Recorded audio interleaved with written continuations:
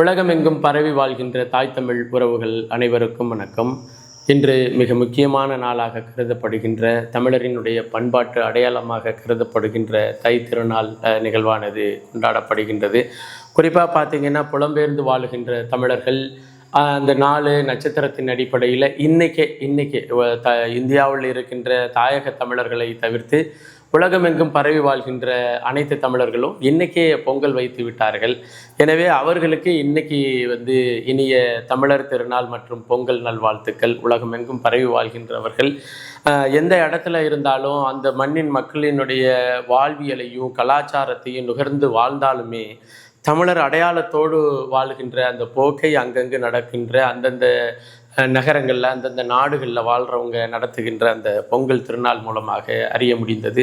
உண்மையிலேயே ஒரு இனத்திற்கு பெருமையான செய்தி என்னென்னா, அந்த இனம் உலகத்தில் எந்த மூலையில் வாழ்ந்தாலும் தான் சொந்த இனத்தினுடைய மரபுகளோடு வாழ்கிறது அப்படின்னா, அந்த இனத்தை உலகில் எத்தனை ஆண்டு காலம் தள்ளி போட்டாலும் அதை வென்றுவிட முடியாது, அதை வீழ்த்திவிட வேண்டும் என்ற கனவு கூட பெரிதொரு இனத்திற்கு வராது. அப்படிங்கிறது தான் உலக இன வரையறை கோட்பாட்டின் தத்துவியலாளர்களினுடைய சொற்படி நம்ம பார்க்கலாம். அப்படி இருக்கும் பொழுது உலகமெங்கும் பரவி வாழ்கின்ற அவர்கள் தன்னுடைய மண்ணினுடைய பண்டிகையாக கருதப்படுகின்ற தமிழர்களினுடைய அடையாளமாக கருதப்படுகின்ற இந்த பொங்கல் திருநாளை அவரவர் இருக்கின்ற இடத்துல ஒன்று கூடி பொங்கல் வைத்து அதை ஒரு பண்பாட்டு விழாவாக நடத்தி கொண்டிருப்பது உண்மையிலேயே மிகப்பெரிய மகிழ்ச்சி தரக்கூடிய ஒரு செய்தி.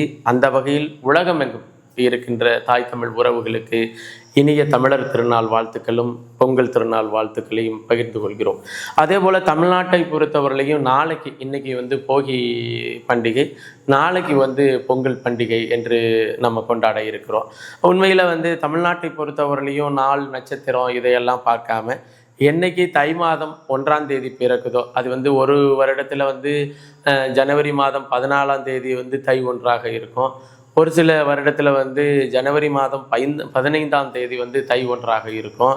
ஒரு சில வருடத்தில் ஜனவரி மாதம் 16ஆம் தேதி கூட இருக்கும். இது எப்படி வந்தாலும் சரி, தை மாதம் 1ஆம் தேதி என்று வருகிறதோ அன்று தமிழ்நாட்டில் இருக்கின்ற தமிழர்களுக்கான பொங்கல் நிகழ்வு, அதன் பிறகு மாட்டுப் பொங்கல் நிகழ்வு, அதன் பிறகு அது என்ன சொல்கிறது காணும் பொங்கல் என்று சொல்லக்கூடிய பொங்கல். இன்னும் சொல்லப்போனால் இங்கே கிராமங்களில் இருக்கிறவங்களுக்கு அன்றைக்கி ஒரு மஞ்சு விரட்டு நடத்துகின்ற ஏறுதழுவுதல் நிகழ்வை நடத்துகின்ற ஒரு நிகழ்வாக அமைகிறது. எங்கே இருந்தாலும் அந்தந்த இடத்துக்கு தகுந்த மாதிரி அதே போல் பொதுவான நோக்கத்தில் இருக்கின்ற பொங்கல் பண்டிகையை மறந்து விடாமல் இங்கே இருக்கிற தமிழர்களும் அந்தந்த இடங்களில் உறவுகளோடு கூடி இந்த நிகழ்வை முன்னெடுத்துக்கிட்டு வர்றாங்க. இங்கே இருக்கின்ற தமிழர்களுக்கும் இனிய தமிழர் திருநாள் மற்றும் பொங்கல் நல்வாழ்த்துக்கள். இன்னும் சொல்லப்போனால் தமிழ் புத்தாண்டு வாழ்த்துக்கள் என்று கூட சொல்லக்கூடிய அளவில் இது தொடர்ச்சியாகி கொண்டிருக்கின்றது. இந்த நேரத்தில் நாம் என்ன செய்யணும் அப்படின்னு சொன்னால், அண்ணன் சீமான் அவர்கள் சொன்னது மாதிரி திராவிடத்திற்கு பொங்கல் வைப்போம், அதில் தமிழ் தேசியத்தை பொங்க வைப்போம் அப்படிங்கிறது தான் உண்மையில். அது இந்த எல்லா வருடங்கள் இப்போ நாம் தமிழர் கட்சியை பொறுத்தவரையிலையும் 15 வருட கால தொடர் வளர்ச்சி தொடர் உழைப்பினுடைய அடுத்த கட்ட நிகழ்வில்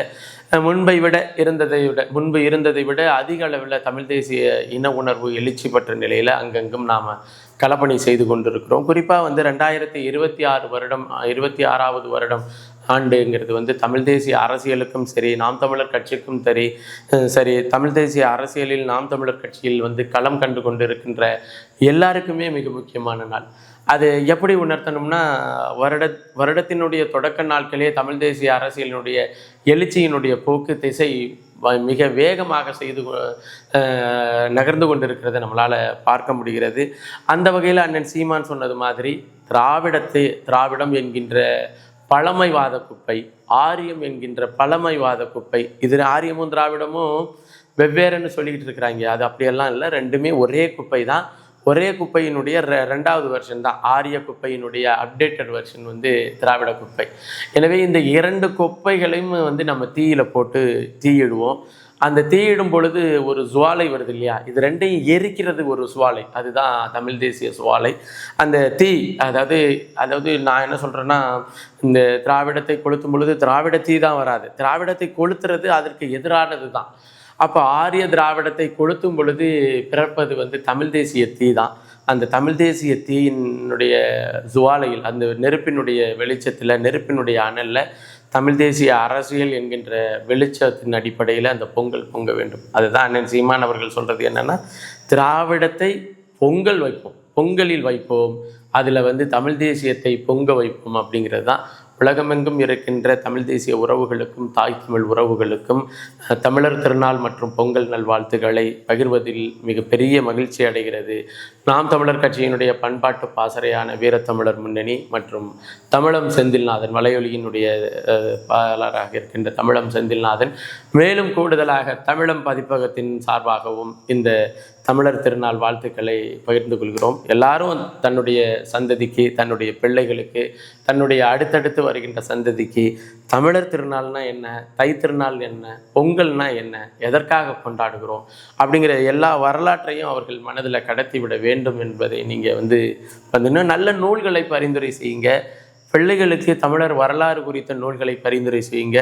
என்ன கேட்டால் நமது இளைய தலைமுறைக்கு, ஒரு சந்ததிக்கு ஒரு இனத்தின் வரலாறை, அதாவது குமரிக்கண்டம் காலம் தொட்டு இந்த காலகட்டம் வரை ஒரு இனத்தின் வரலாறை அப்படியே பதிவு செய்து கடத்த வேண்டும் என்றால் அதற்கு என்ன நூல் இருக்குது அப்படின்னு சொன்னால், நான் கண்ணை மூடிக்கிட்டு பரிந்துரை செய்கின்ற வரலாற்று ஆய்வு நூல்னா ஐயா மாசோ விக்டர் அவர்களினுடைய ஆய்வு நூல் தான். அவருடைய 126 நூல்களையும் 2 பகுதியாக சுருக்கி 25 நூல்கள் கொண்ட தொகுப்பாக முதல் தொகுப்பையும், 33 நூல்கள் கொண்ட தொகுப்பாக இரண்டாவது தொகுப்பையும், மொத்தமாக அந்த 126 நூல்களையும் சுருக்கினா எண்ணிக்கையில் சுருக்கியில் தானே ஒழிய எழுத்தில் சுருக்கி அல்ல. அதை மிகைப்படுத்தப்பட்ட அந்த வடிவத்தில் கிட்டத்தட்ட 58 நூல்களாக 2 தொகுப்பாக ஐயா வெளியிட்டிருக்கிறாரு. நான் இந்த பொங்கல் நாளில் என்னுடைய பிள்ளைகளுக்கு தமிழர் வரலாற்றை கடத்த நினைக்க வேண்டும் என்று நான் முடிவு செய்தால், என்னுடைய பிள்ளைகளை மாசோ விக்டர் அவர்களுடைய நூல்கள் தொகுப்பை வாங்கி, உனக்கு எப்போ பிடிக்குதோ அப்போ படி, ஆனால் இதை கட்டாயம் படிச்சிரு, இதை படித்தாலே தமிழர் வரலாறு என்ன, வாழ்ந்த விதம் என்ன, அவர்களுடைய பண்பாட்டு விழுமியங்கள் என்ன அப்படிங்கிறது தெரிந்து கொள்ள முடியும் என்பதை பரிந்துரை செய்வேன். அதே போல் உங்களுடைய பிள்ளைகளுக்கு நீங்கள் உங்களுடைய இனத்தின் வரலாறை கடத்த விரும்பினால் ஐயா மாசோ விக்டர் அவர்களினுடைய 2 தொகுப்பையும் நீங்கள் பரிந்துரை செய்ய வேண்டும் என்று கேட்டுக்கொண்டு, உங்கள் அனைவருக்கும் தமிழ் தேசிய திருநாள், தைப்பொங்கல் திருநாளினுடைய வாழ்த்துக்களை பதிவு செய்து கொள்கிறேன். நன்றி, வணக்கம்.